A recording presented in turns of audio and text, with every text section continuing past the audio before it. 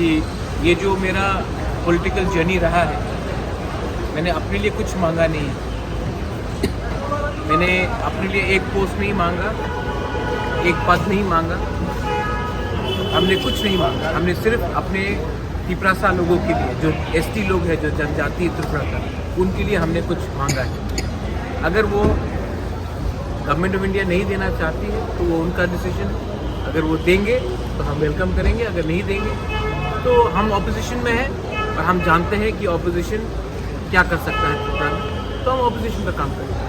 27 तारीख last date था, अभी तक नहीं हुआ, क्या बोलना चाहिए? ये सवाल आप होम मिनिस्टर से पूछिए, मुझसे मत पूछिए। मैं वही कह सकता हूँ जो मुझे कहा गया था। मैं अपने लाइन में हूँ, जो मुझे बोला गया था। अब अगर उनको कुछ करना है तो हम वेट करेंगे, लेकिन अगर नहीं करेंगे तो हम भी अपने एमएलए एमडीसी से बात करके आने वाले दिन में हमको क्या करना है उसके बारे में डिसाइड करेंगे। आपने 24 घंटा का अल्टीमेट दिया था और आप स्ट्राइक पे जाने वाले थे। आपको मैं एक ही बात बोलना चाह रहा हूँ कि मैंने आज तक अपने लिए कुछ डिमांड नहीं की। मैंने जो भी डिमांड किया है अपने त्रिपुरा के जनजातियों के लिए डिमांड किया।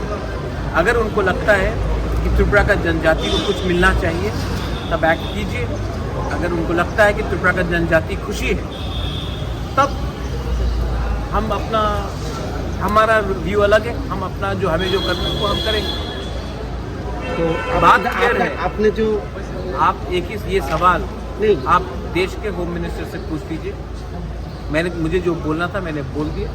अब मैं अपने एमएलए एमडीसी से बात करूंगा। दिल्ली से मुझे बहुत फ़ोन कॉल आया है अभी तक, लेकिन जब तक मैं अपने एमएलए एमडीसी और अपने सपोर्टर्स के साथ बात नहीं करूंगा, अभी मैं मीडिया को कुछ नहीं बोलना चाहता। तो आपका जो हंगर स्ट्राइक का जो स्टैंड था उसमें रहेंगे क्या? दिल्ली से बहुत फ़ोन कॉल आया है। अगर आपको भी मेरे संग हंगर स्ट्राइक में ज्वाइन करना है तो यू आर मोस्ट वेलकम।